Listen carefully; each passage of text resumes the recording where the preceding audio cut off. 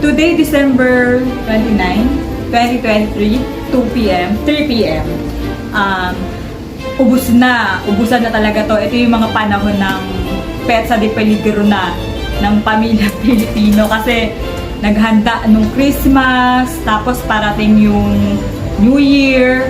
So, basically, technically, ubos na ang mga pera ng mga Pilipino. Ngayon, ako kinakabahan na kasi nabigay ko na sa nailaan na sa pangregalo sa pamilya, sa mga inaanak, sa kaibigan, sa mga co-workers. So sabi ko, paano na ako?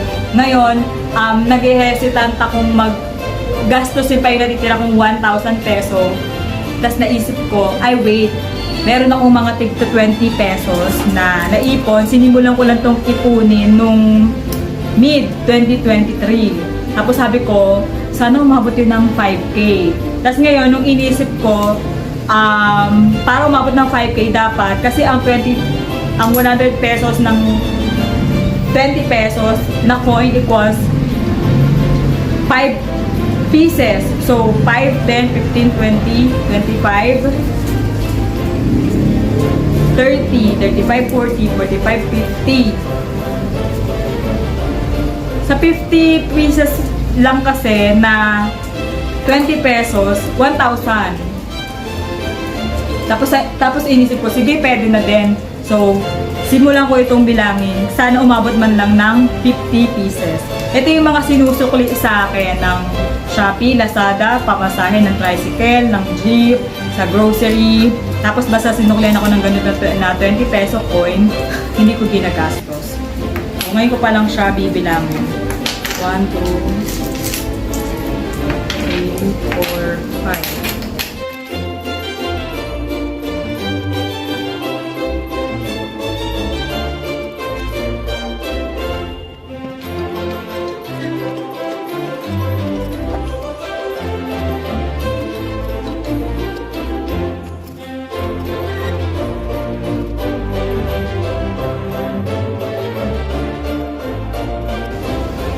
Sakto.